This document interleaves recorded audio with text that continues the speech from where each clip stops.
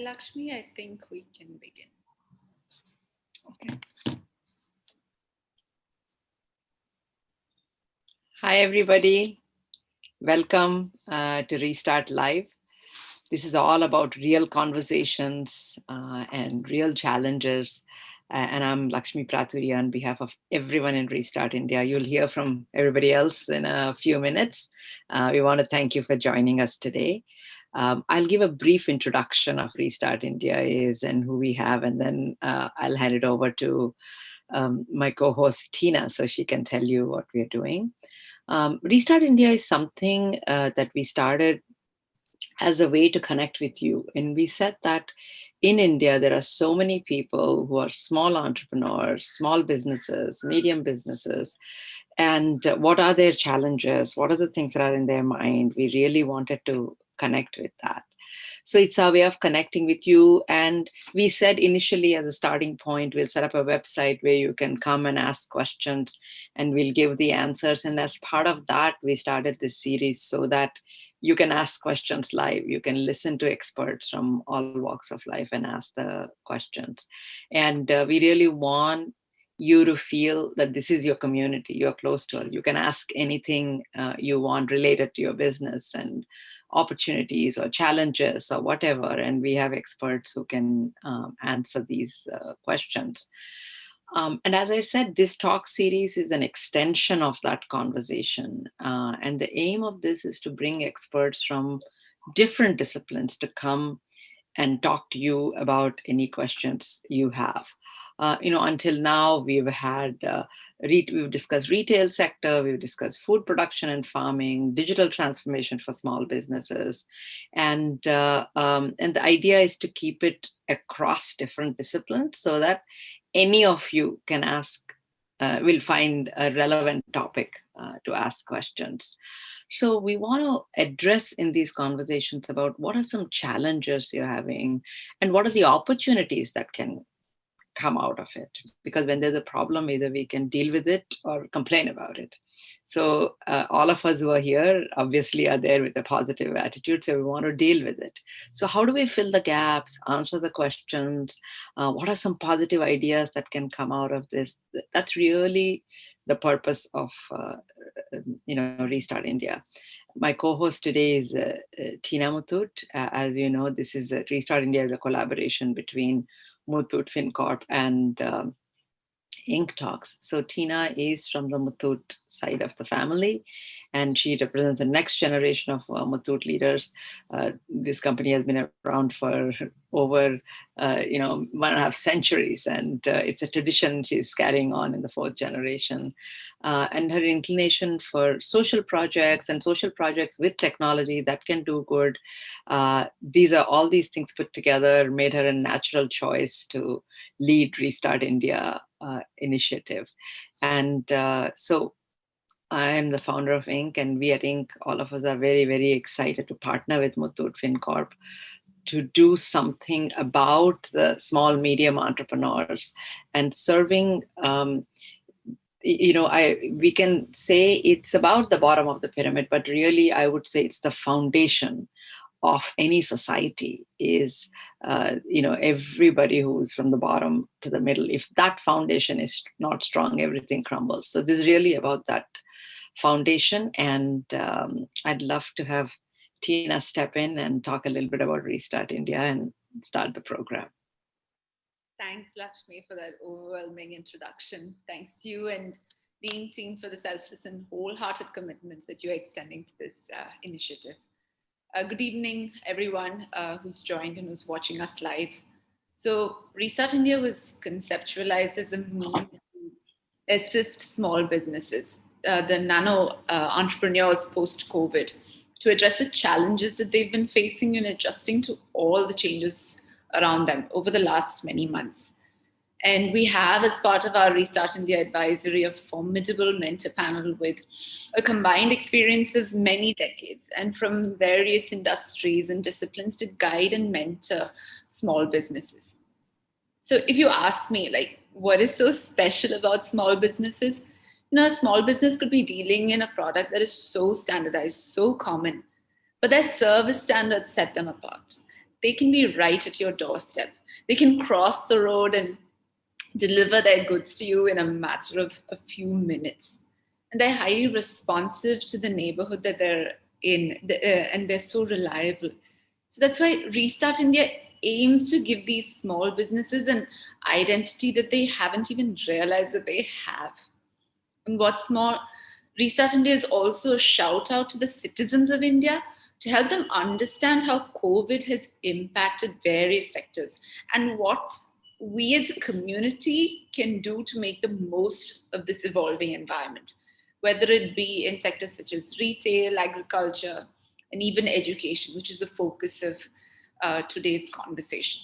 And one of the ways that we connect with you is through our live events. And we are working on other projects to help small businesses go digital and giving them a sense of identity, access to resources. But as I speak, we've just scratched the surface with this humble beginning. But we're looking forward to all the work that Muthoot and Inc. can do together as part of these projects. Over to you, Lakshmi, to introduce the event, and Pranav, and I'll go over to introduce Gloria after that. Sure. Thanks, Tina. As you were saying, as I also said, these are just the initial steps, and we have a great mentor panel, experts who can share with you what they have spent years developing. So it's a great way for us to exchange, and you'll get as much out of it as you want to ask and you want to put in. So we really encourage you to be very interactive, type your questions, etc. So the topic today, as Tina was alluding to, is education. Actually, education is one field that hasn't changed in the last 2 centuries, and it's going to change at an exponential pace right now. It's not just about getting a degree. Education is not just about that. It's about learning. It's about skill development. Are you able to solve a problem? Are you able to operate in this digital world? So because of the lockdown, in some ways, I think the education sector is going to transform and actually accelerate at a very different pace. If you think about it, whether it's board exams or admissions or entrance tests, all these have gone up for a toss. Some of them are saying we'll just do whatever the grade the teacher says, and some of them are saying, don't come to school yet. We'll do everything virtually. So lots of things are changing all at the same time. The way you're being educated, the way you're being evaluated, the way you have to learn, the way teachers have to teach, everything is changing, So we really believe that the structure of schools, the way it is right now, is the first thing that's going to change a lot with this online learning, etc. So while we have the online platforms, we have all these things going on, etc., it's just India as well as the world is facing a huge crisis because we've been, as I said, for 2 centuries, education system has not changed. So we've been teaching a certain way, we've been interacting a certain way, and now suddenly everything, thanks to COVID-19, everything has gone for a toss, and we are questioning, do we need to have these large buildings? Do we need to have these large campuses? And how do we adopt digital measures? Do we let the kids come back to the campus or not? If they come back, how will they live? And there's just so many questions. None of us know all the answers. And it has also made, this has been already happening in the industry, and I think this has accelerated it, is that there's a lot of questions about what's needed for my job. It's been actually proven for the last more than a decade that, for example, if the number of engineers we are producing are not ready to go in the job market yet, they're not job ready. They're degree ready, but they're not job ready. And most of the large companies retrain them after they take them. So reskilling is a very, very important part of it, especially in this, with this dynamics of pandemics, etc. You need to reskill yourself. You need to know what's needed and get ready for it very, very quickly. So I think, and at the same time, probably your education and your health are 2 things that are forever growing businesses, pandemic or not, problems or not, these are the two fundamental rights everybody wants to have, and ability to be educated and ability to have good health. So today we're going to focus on education. So I thought at this point I'll introduce our mentors. I'll introduce one of them, and then Tina will introduce the other. Pranav Kothari is somebody I've known for a few years. He's the head of a large-scale education programs division at Education Initiative. More importantly, he's somebody who works with the students. It's not just about, he's the one who's telling us all the time about, it's not about the technology or what's on the screen, it's how the students learn it. So assessing the students, how are they learning, and are they, there is a lot of adaptive learning tools. So are they learning as they go? How do we make it easy for them? And not just in English, but in vernacular languages, government schools, regular schools. How do you make sure everybody is learning? So, Pranav is one of those people who has an amazing educational background and chose to come back to India to work in this sector, which is really the welcome trend today. So he did his MBA from Harvard Business School, and his main focus has been about improving the learning outcomes from children, as I was mentioning earlier, and especially from low-income groups. So if we want to bring digital equality, how do we use technology to get to the lowest income group? And that's really what Pranav is really passionate about. He is also an Inc. Fellow, which is a very tough, gathering out of thousands of applications. We picked 20 people, so he's one of the Inc. Fellows. And he spoke on various platforms about how can we revolutionize K through 12 education. And the way we should all look at it is that right now, COVID-19 has given an opportunity for us to do it not in a hurry, but quickly, so we can all learn much, much better. It's not a bad thing, it's a great thing.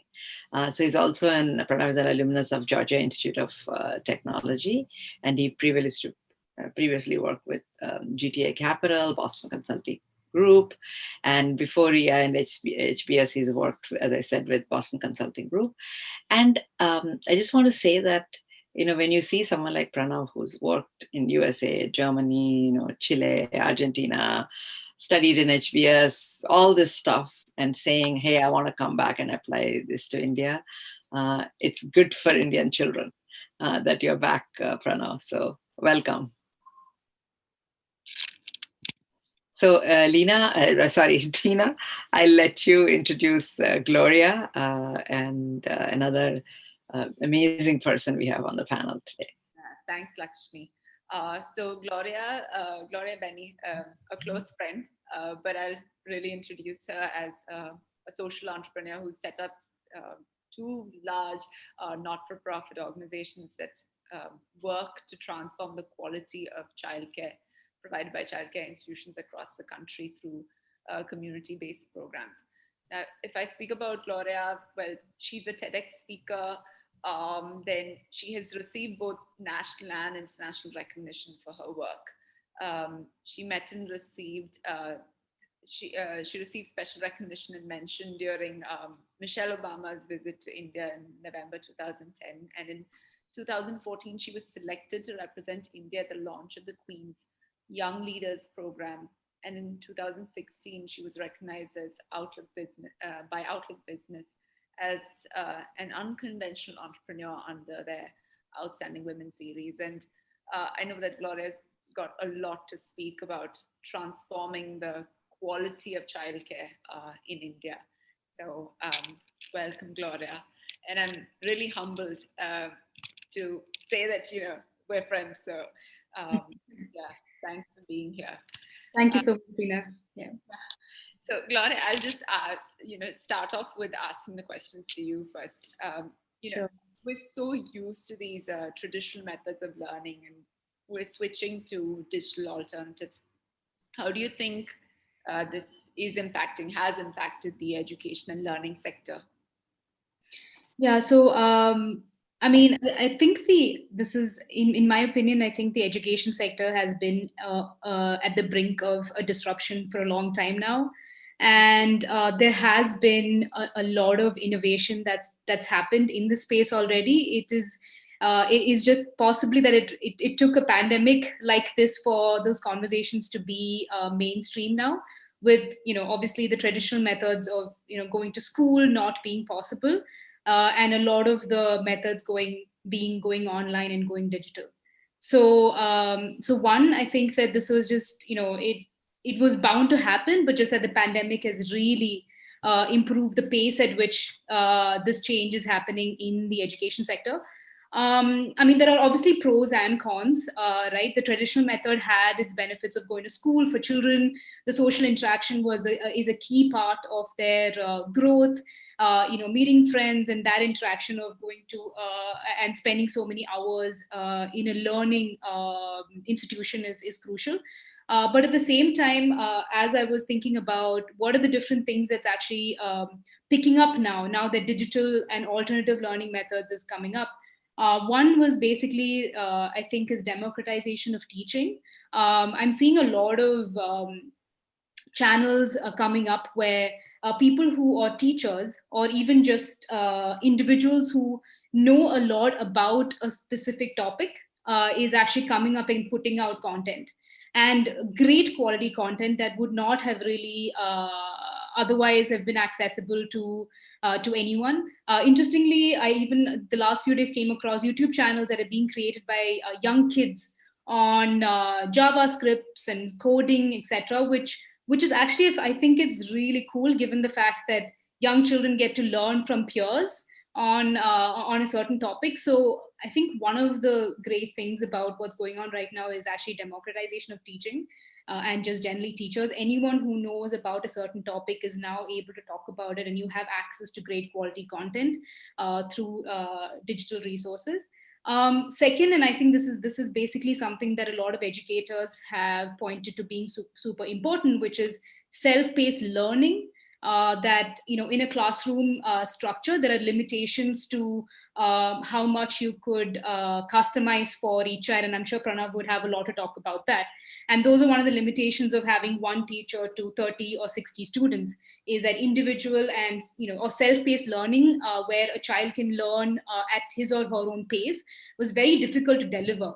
Now, with a lot of the teaching going digital, and a lot of and digital obviously makes it easier to track some of this information. Teachers have access to a lot more data on each child, which means that I can actually deliver better teaching techniques, or cater to each child separately. So I think it's a great time for education sector overall, I feel, and possibly at the end of this phase, it's a bit like what Lakshmi said. All the coins have just been tossed up, and it'll probably land up in a manner that is much better, and a hybrid model of, we have the best of the old school structure melded into what the digital alternatives is going to give our children. So yeah, it's quite exciting. It's so good to hear your positivity, Gloria, here. Because people have so many doubts about education. So I'm glad that you're busting that. And also to continue on that thought, actually, Pranav, while schools have been closed, we've been having online things. Now, slowly, schools and colleges are opening a little bit. Do you think even after they open, or the way they are right now,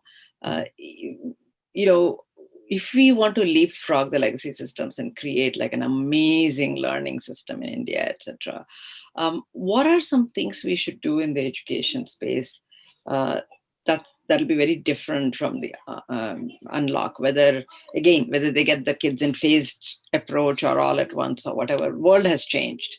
So what should the education institutions do differently? One of the things before lockdown, there was this model where you would treat children in homogeneous batches, right? So if you were born and you are today 12 years of age, you would be in the 6th standard classroom. That's the only criteria for you to be in the 6th standard. Now, even if there are 40 such students who were all born, exactly 12 years ago, are at very different learning levels, then you would still essentially be teaching them all the same thing. Not only this, in government schools and also in other low-income private schools, children are substantially behind. The average sixth grader is only at the third grade equivalent learning level. But the teacher's mandate is to finish the sixth standard syllabus, right? So what she does is she opens a sixth standard textbook. She essentially writes a problem on the blackboard. She's asking students to read out the story from the sixth standard textbook. Right? And essentially her boss, who's a district coordinator or the headmaster, is just asking her or him, what percentage of the textbook have you finished? How much of the syllabus have you completed? Now, in this setting, a large number of students aren't really learning from this mechanism. And I think when schools reopen, I think everybody would benefit by, first of all, just checking where the students are, like what is it that they know and what is it that they need to learn next, right? And in some ways, pause on this mad rush to finish the syllabus.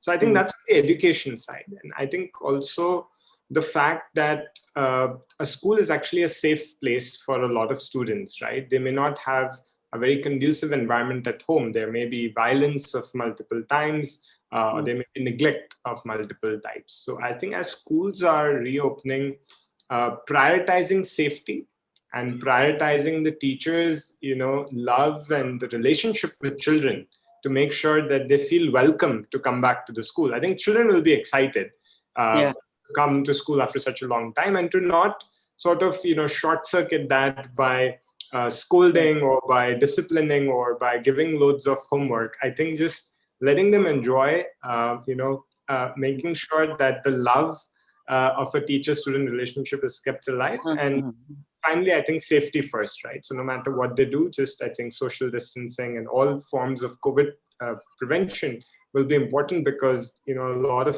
people are coming together and will go back home potentially, which could be challenging. Yeah. Pranav, I think that was an important point that you mentioned, that the learning has to be structured according to the child's maybe cognitive ability. Yeah. So Gloria, just coming back to you, okay.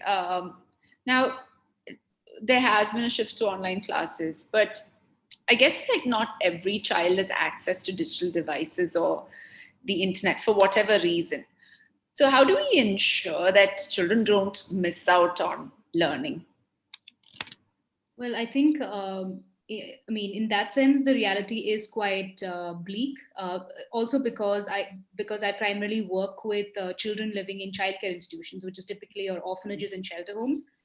Yeah. And we're already seeing massive disruptions in their education trajectory.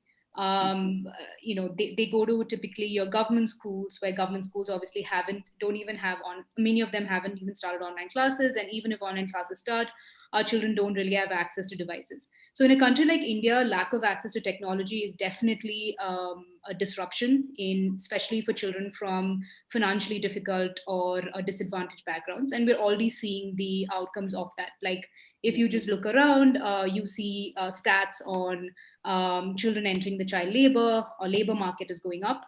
Right? You see, actually, in fact, in Bangalore, I see a lot more children back at traffic signals. They're all signs that, when a child is not in school, and especially if your family is dipping into poverty or entering financial crisis, the child also becomes a possible way to earn and not necessarily put to learn.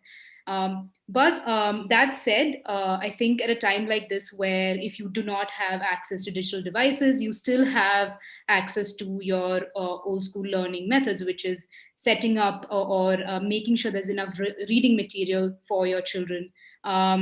Children, they do have their entire day free, which means that filling their day with giving them books that they could read, or going through textbooks that they would have otherwise learned in these 5 months of schooling that they are missing. It would require, I think, a lot of investment from the parent, because now the parent is also playing the role of a teacher. So it's become, the family structure is so much more important for children who don't really have access to even devices, which means a parent is playing both roles. And in India, the reality is that children are missing out on learning, and we're just hoping that there's minimal damage by the time schools reopen for those who don't really have access to internet.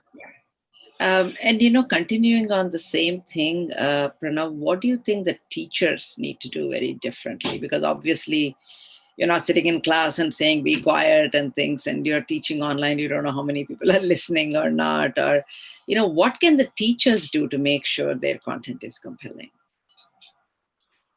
Yeah, I think teachers are first of all not discriminating based on who has resources at home and who doesn't. Sort of just acknowledging that some students will have smartphones with internet, and not preventing them from learning. I mean, let that continue. At least those who have it, I think, should continue to learn from the devices they have. The government has started TV channels as well as radio channels for children who have those devices to be able to do that. It's possible for teachers to give printed material. These could be storybooks, it could be worksheets that students can take home, people who have no technology. So I think teachers will need to get comfortable with the fact that there will be very different solutions based on what's available and not available at home.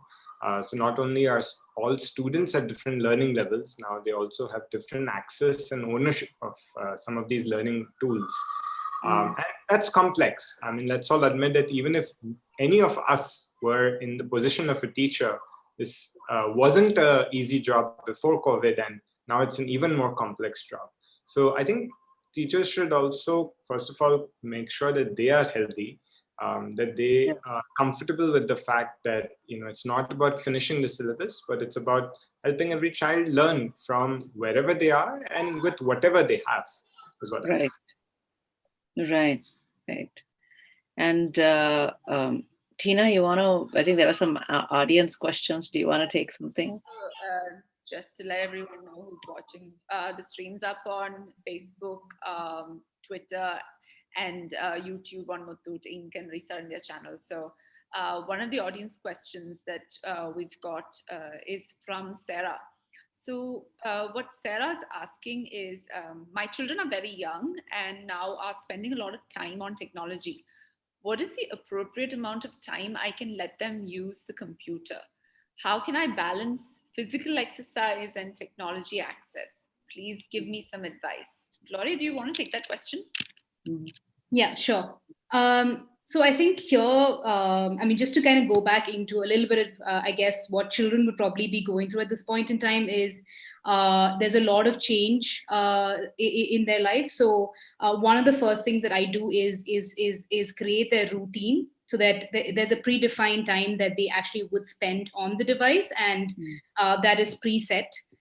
That's one. Also, a lot of time young children especially spend on technology or learning content needn't necessarily be done alone. So the parent or the caregiver can sit with the child and interact with the content, or make it more conversational. So it is not just 100% to screen time. It is actually conversation with the child on what they see, and then it becomes a bit like a more learning would happen. So sit with your child, interact with the content, and basically also that will help increase the child's curiosity with the content as well.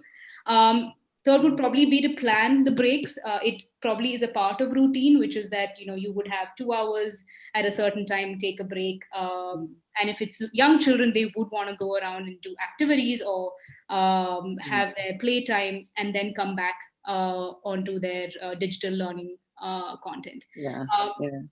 Also, 100% of their time needn't necessarily spend on the device. If I had young children, I would basically also ensure that I stock up on storybooks and reading material and activities that's actually fun and interesting to do, as long as a child is productively engaged. So yeah, I guess it boils down to a lot more involved parenting. So that's, I guess, the crux of this, what this would be, especially for young children. And I think you can really bring about a structure in terms of the time spent. So even with adults, we're advised, when you do work in front of a system, spend 25 minutes doing your work, get up, walk, come listen to some music, come back. That way you remain more productive instead of just sitting there for a long time that you think you're spending like being productive there, but yeah, you kind of like get tired as well. Exactly. Sure. I just want to quickly add that parents can actually play an incredible role in the learning, and also without using technology. For example, there are a lot of measuring vessels, right, which have sort of gradation in terms of what volume of liquid has been used. Parents can take their children to the market where they are buying, and just the fact that they have to collect change of a 100 rupee note can help them learn subtraction. They can help learn multiplication when they know the price of a vegetable and the amount of weight that they are purchasing. They can use simple measuring tapes to measure the heights of their siblings or their parents or other objects. So there are a lot of things at home that children can continue to learn. These are all very useful life skills. They're all real life examples, and all of this needs no technology, just needs an adult who is invested in their child's education. Yeah, that's actually a good point, Pranav. So, Pranav, I remember like in one of our earlier conversations that you mentioned that, and this I thought was a really strong line, that delivery is not equal to absorption. So, even if students have access to digital platforms for learning, but how do we really ensure that they are actually learning? Is there a way that we can measure the effectiveness of that learning? Yeah, I think right now there is this whole fad of that something must be better than nothing, right? And so everybody has gotten into a delivery mode. Now, whether that's delivery through technology of watching videos on smartphones or TV serials or radio jingles, or sometimes even physical delivery of notebooks and all. And the mindset is that because we've delivered this, the child would have absorbed it on the other side. But absorption is when the child has understood it. So that's what I mean by when I'm saying that delivery is not equal to absorption.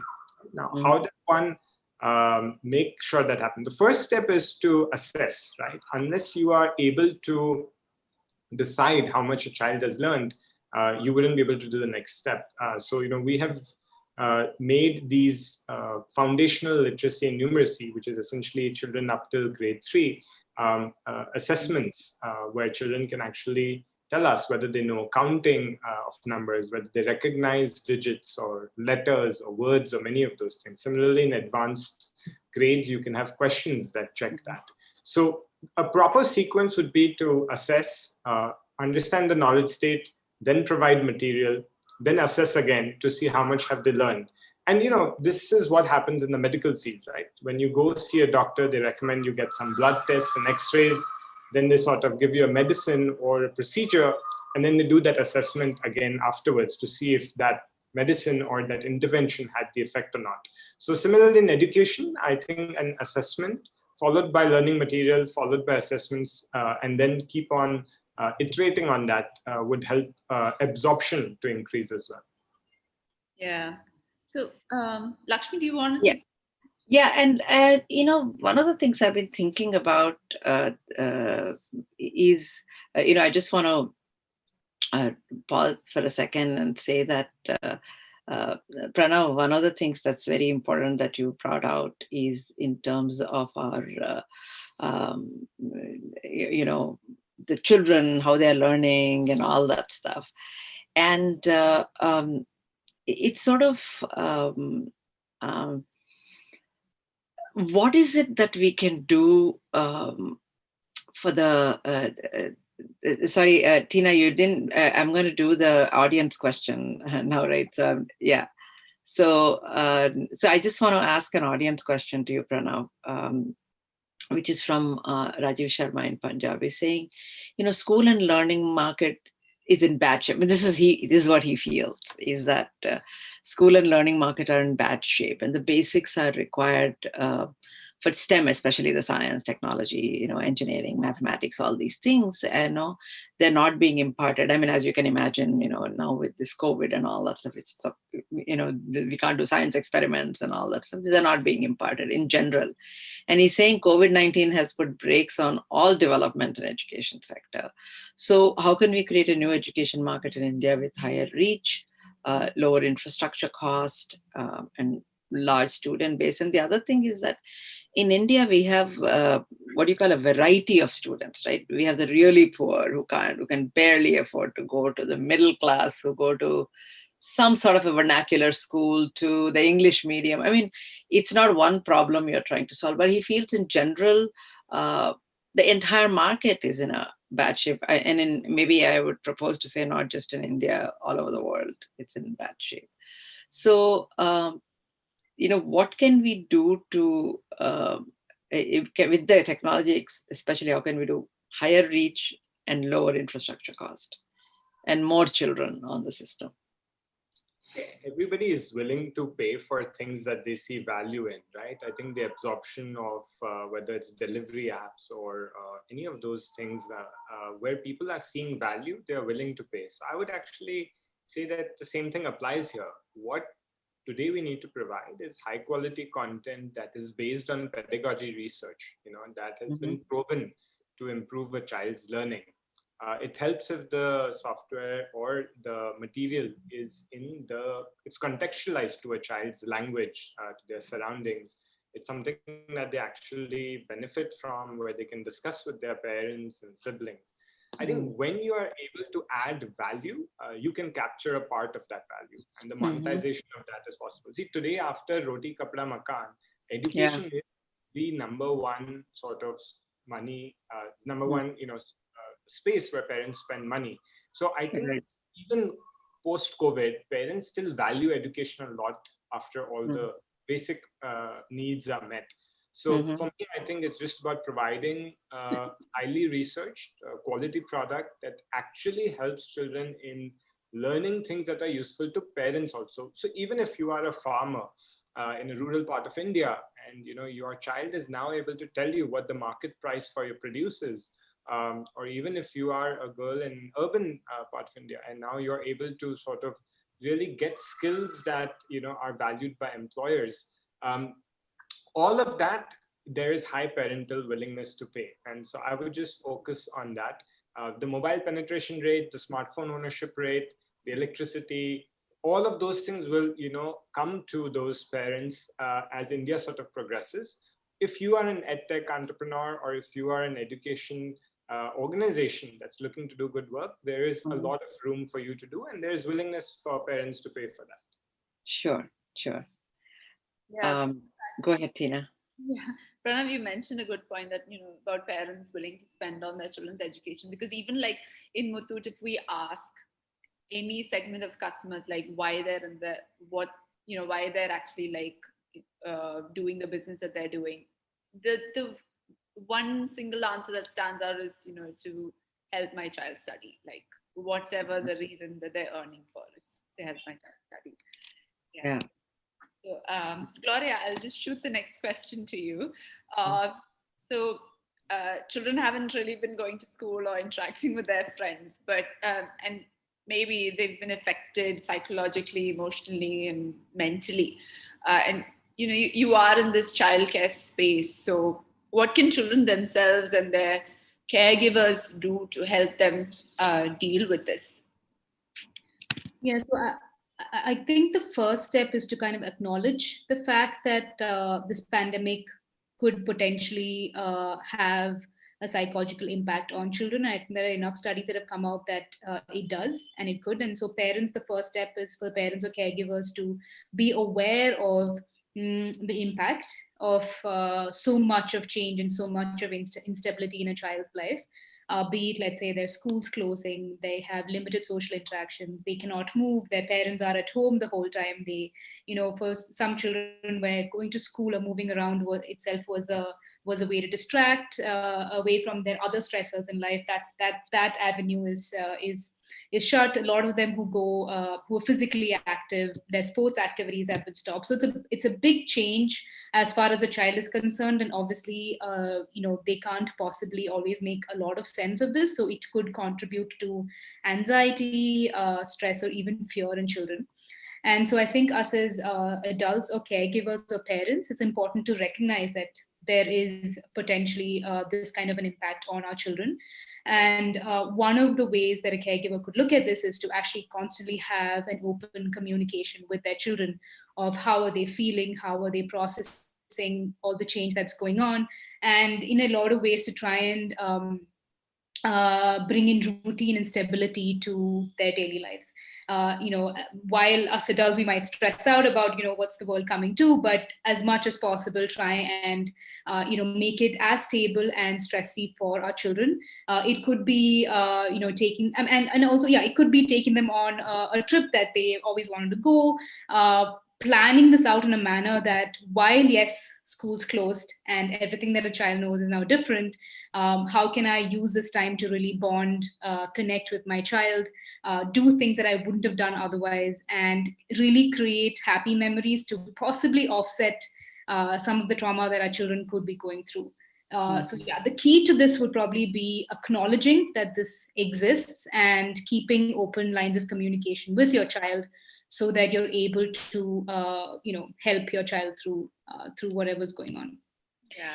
And I think what you said is very important, Gloria. We are thinking about the education system, the teachers, the degrees and all that stuff. But when you think of the child, what the child is going through, not being able to go out and play with their friends, having to wear a mask every time you go out, sit in front of a screen and look at it. I mean, how much stress they must be going through, right? So if we can give them, I mean, I always used to say in our house that, okay, we are saving on 3 hours of sitting in traffic. So what can we do together in those 3 hours? We started listening to audiobooks together, or just, play carom board, or, just something we can do so the child also gets some mental free time.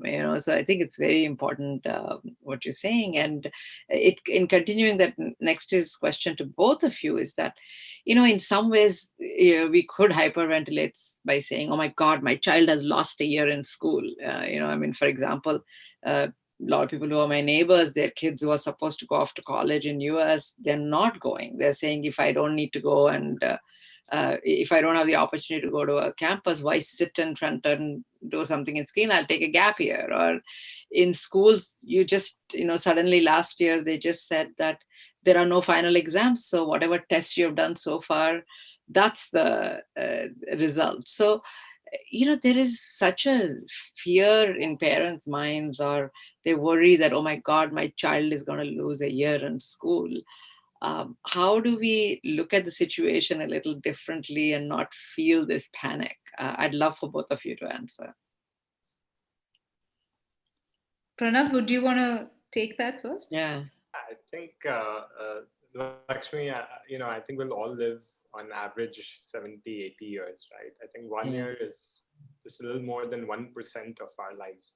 I would essentially turn it on its head and take it as an advantage, right? What if you were forced to take a break, to reflect, to think, to experiment?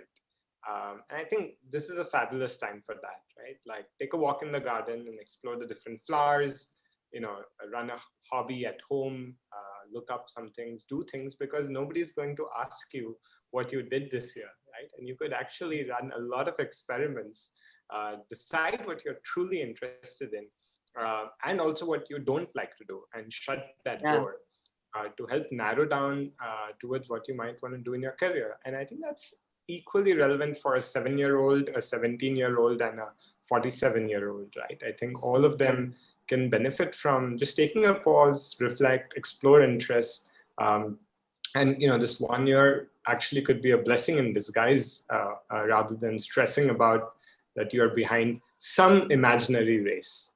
Yeah. Gloria? Yeah, I mean, absolutely. I think the best way to handle this, given the fact that there isn't, everything that can be done to control the situation is being done, and just to trust and embrace where we are right now. And in a lot of ways, when I, think about caregivers and parents or their children, I think, like Pranav said, this actually is a blessing. It's like an extended summer vacation, or that time that you wouldn't otherwise get with your children or with your family. So thinking about what's the best you can make out of this year, because at the end of the day, this 1 year blip is not going to be much when you look back. And you'll actually probably be happy that you've done everything possible in this 1 year that you wouldn't have otherwise been able to. So how do we change this? Yeah. struggle into an opportunity. I must agree with both of you and share a bit of our own experiences that since we stayed at home for 5 months now, I mean, pretty much since March, we haven't left home, right? So my son has slowly been talking about, what is the purpose of this education? He's in 10th grade, he was in 10th grade. So it's sort of, he says, I want to play football. Why should I study biology? Why should I study chemistry? Why should I study all these things? And we were, at the end of the day, very traditional parents. I mean, we don't know anything else, right? We're like, just finish the school and then we'll see what you want to do. But he's argued his way through these 5 months and told us that if I want to go into it, I need to do it sooner than later. I don't want to wait for 2 more years. That's too much of a, downtime for me. And he's convinced us to take him out of a traditional school and put him in a football school, which we would have never done. We kept telling him, finish your 12th grade and then we'll see. But because of this time, because we were spending time together, because we had the opportunity to discuss it and fight about it and argue and present various opinions and all that stuff, I never thought I would do this, of pulling my child out of a traditional school. I mean, luckily he went to a traditional school that was also very, very alternative. But I think you're right that if we can use this opportunity to let our kids speak to us, because we are always talking to them, if they let them speak, it'd be really good.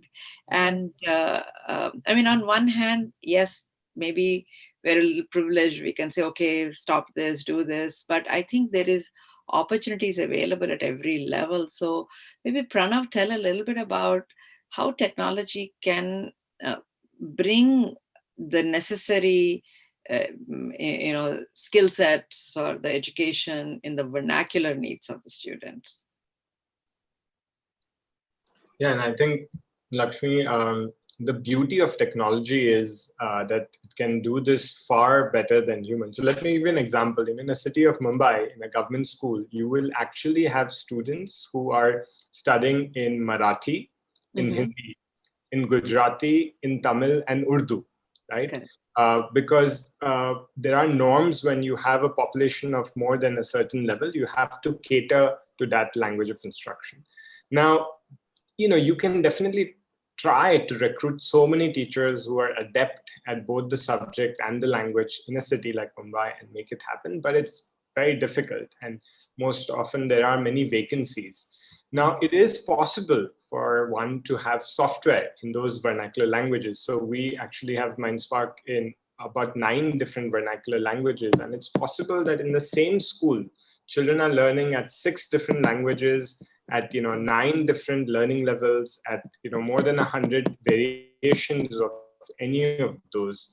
Now, the few things we've learned when we have contextualized from English to a vernacular language, one is that you can't simply take a little Red Riding Hood and just do a voiceover translation. It's important for you to contextualize it. So pick up a local folk tale or a folk story that then, when it's put in there, it's also something that allows them to talk to their friends and family members about.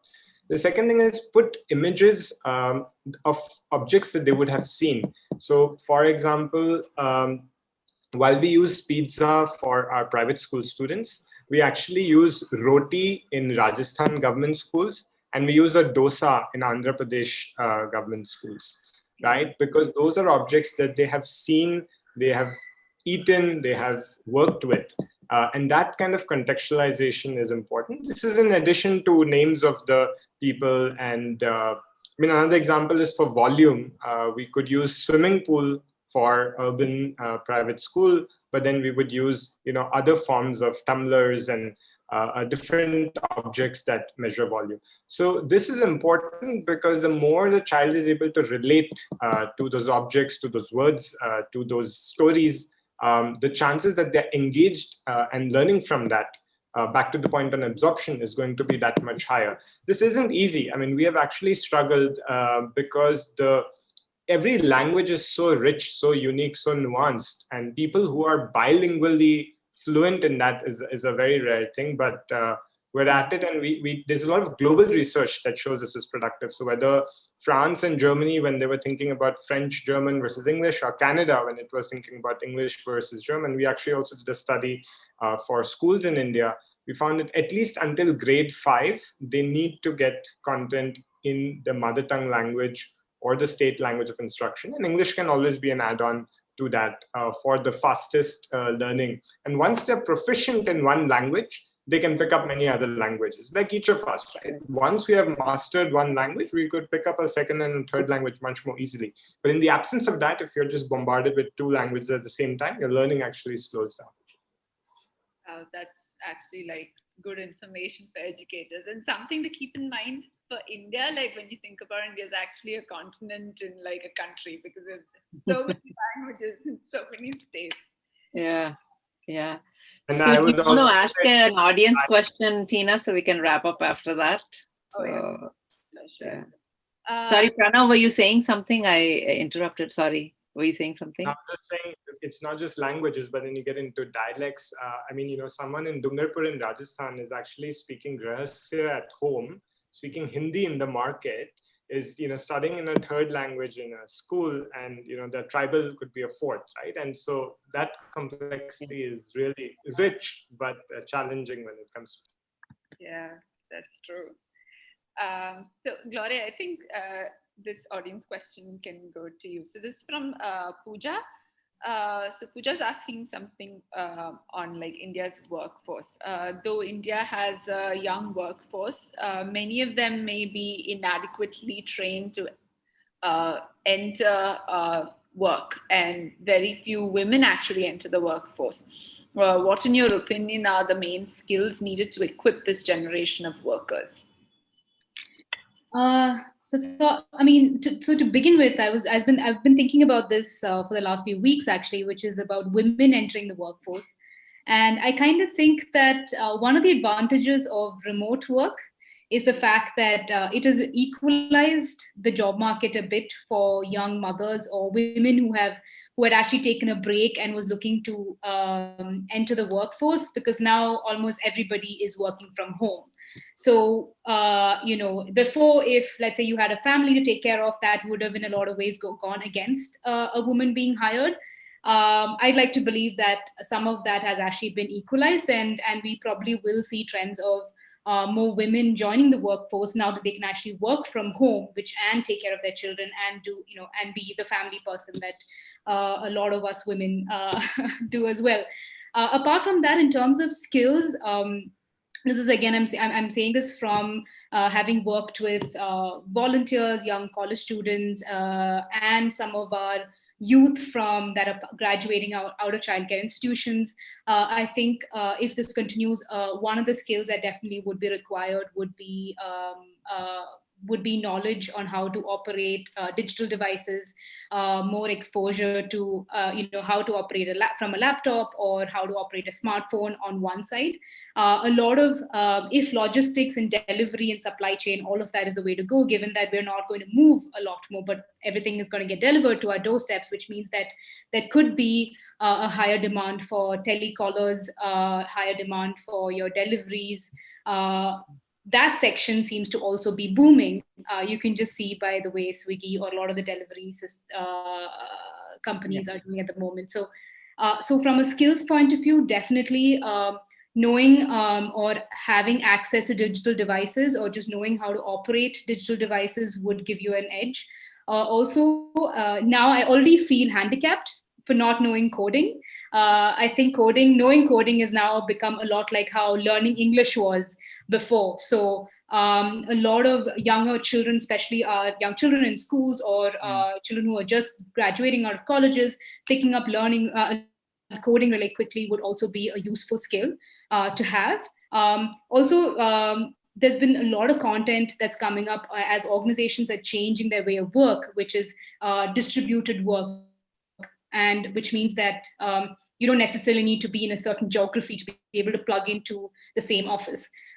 Interestingly, that just means that hiring and recruiting could change. I could be in Bangalore and be working with somebody in New York, right? And vice versa. So it's just completely changed the way that people could be hired and recruited and working. So I'm really excited to see how this would evolve, but I do think that there is some bit of democratization that will come up, and possibly even a lot of young college students who would take up part-time work because they could just do it after college hours, which otherwise would not have been possible because you would have to show up physically at an office building. So it's exciting times, and I think we're quite poised for some of the transformations that will be required. Yes, coming up. like Great. So thank you so much, Gloria and Pranav. There's been some amazing insights, especially about thinking about the mental well-being of the child more than anything else, and then the ability for a digital education to take us to multiple languages. There's so many opportunities. So thank you so much for your time. Tina, on to you for wrapping up. Thank you, Gloria and Pranav. I think this conversation mostly helped bust some myths with respect to the fears that have been in people's minds. With anything related to education and where we're going with all of this. So thank you so much for being with us tonight, and thank you to everyone who's watched this live event, Restart India Live.